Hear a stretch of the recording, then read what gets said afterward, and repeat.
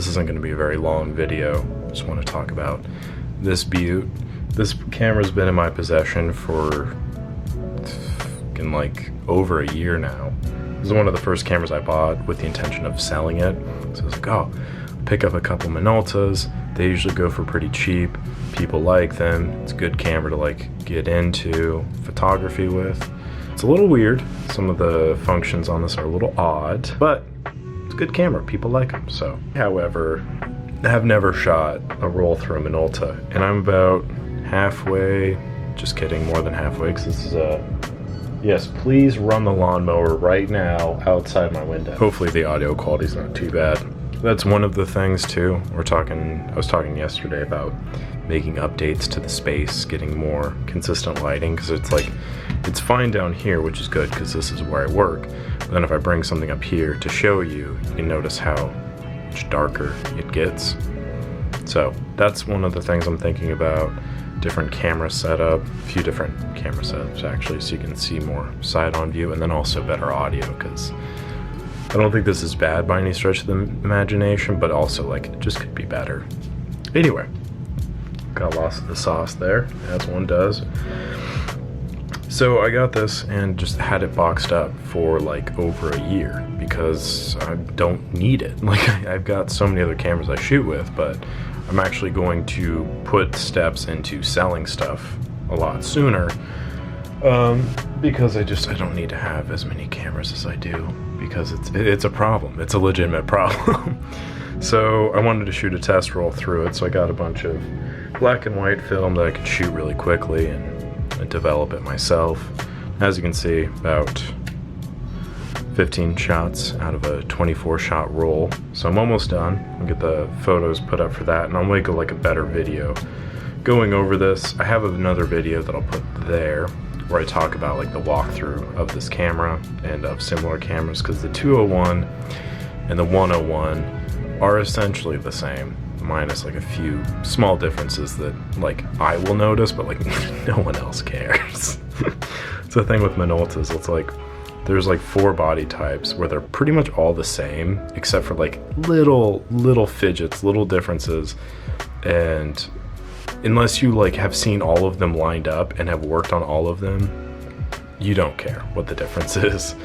And then they all have different names too. There's the, I think it's the 301, which was sold in Europe, I want to say.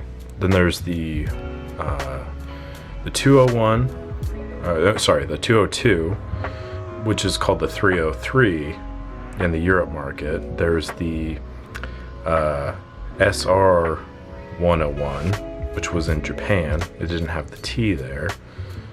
And then there was the, shoot, I can't think of the name off the top of my head.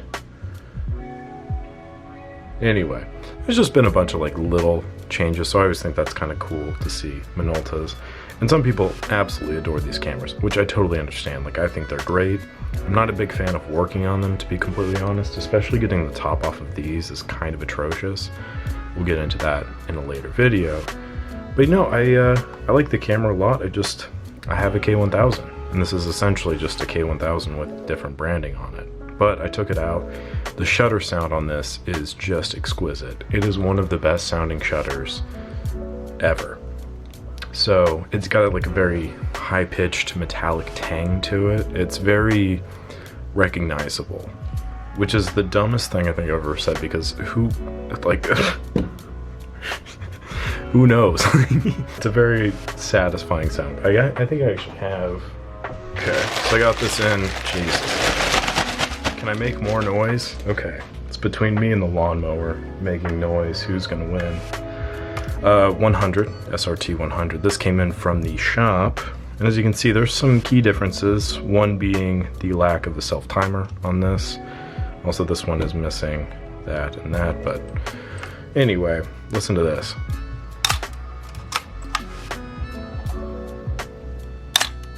I mean, that is just, it's so crisp. It sounds so good. This also only has a shutter speed of 500. 1/500th of a second. I totally forgot about that. Interestingly enough, though, the ASA does go up to 3200. So cool. This system is the worst, but we will get into that later. I'm gonna make a separate video repairing these.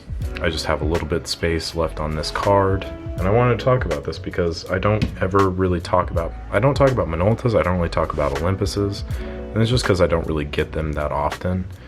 The juice really isn't worth the squeeze on them as much, for me at least, but I definitely want to give this one some shout outs because it's a good camera.